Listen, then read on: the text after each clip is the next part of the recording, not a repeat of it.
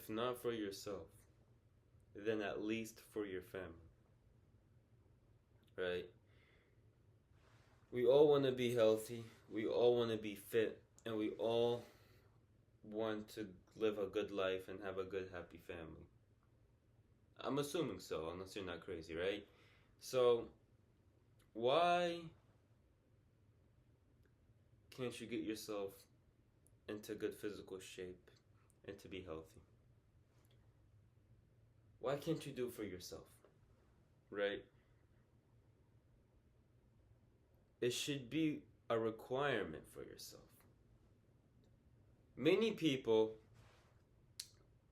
they just think of it as a selfish thing to get into shape, right? They take it very selfish. I only need to get into shape for myself. Brother, you're going to have a wife and kids one day, right? And you cannot be out of shape. You cannot be a leader. You cannot do certain physical responsibilities if you are out of shape. It's crucial that you be in shape when you have a family.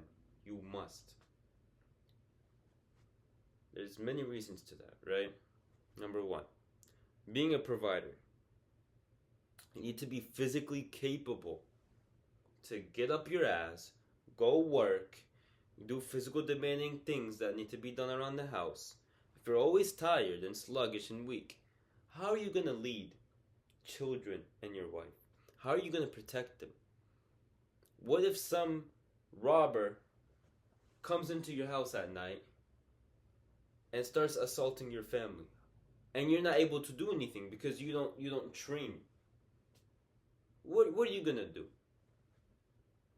You're gonna tell your wife to go beat him up? Hey, look, wife, go, this guy just broke in. Can you please go take care of him for him? Come on, man. You can't be doing that. You're the man in the house. You're the one who has to be the leader and the provider and the protector. So get up your ass, go suffer, go hurt your body, and go get into good shape. Because you are not able to protect your family if you're not able to have the strength to do so. Right?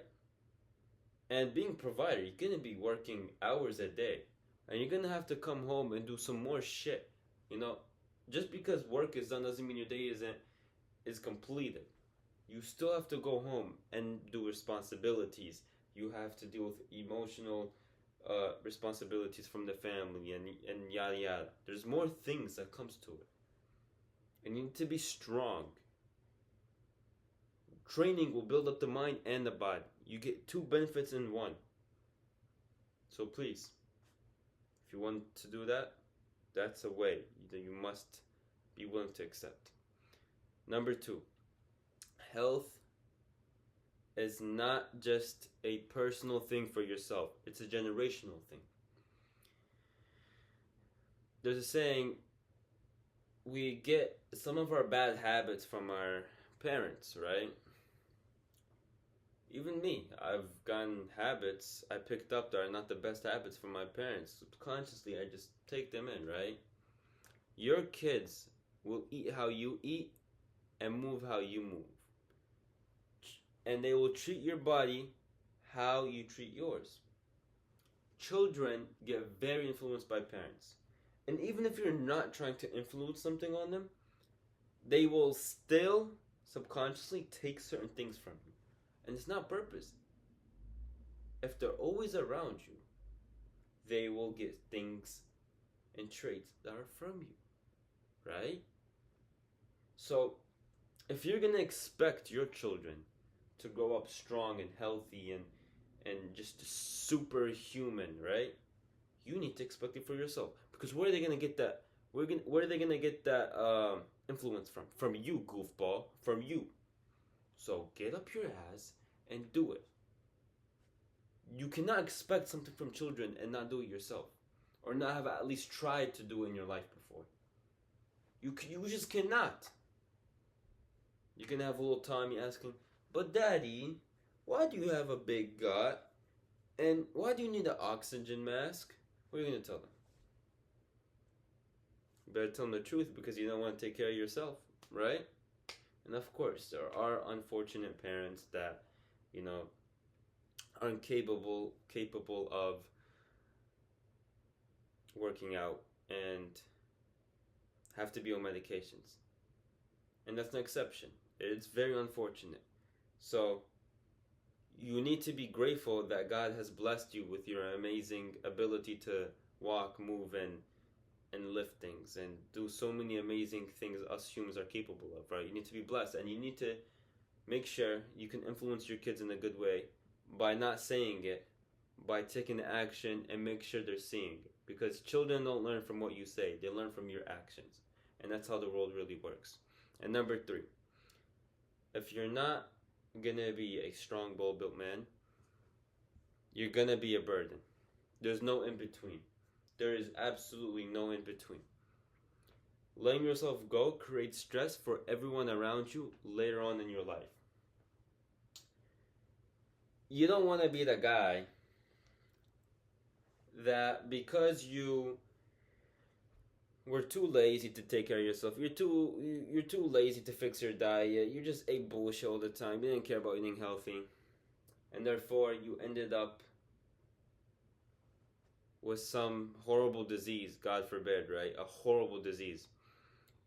Then you are now stuck in a wheelchair for whatever reason it may be. And now someone has to push you because of your choices.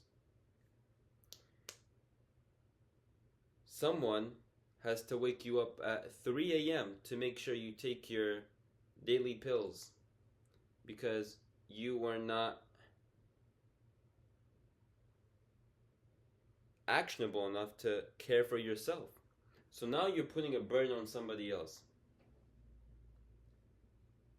Being married and having a wife and her caring for you is a very good thing, right?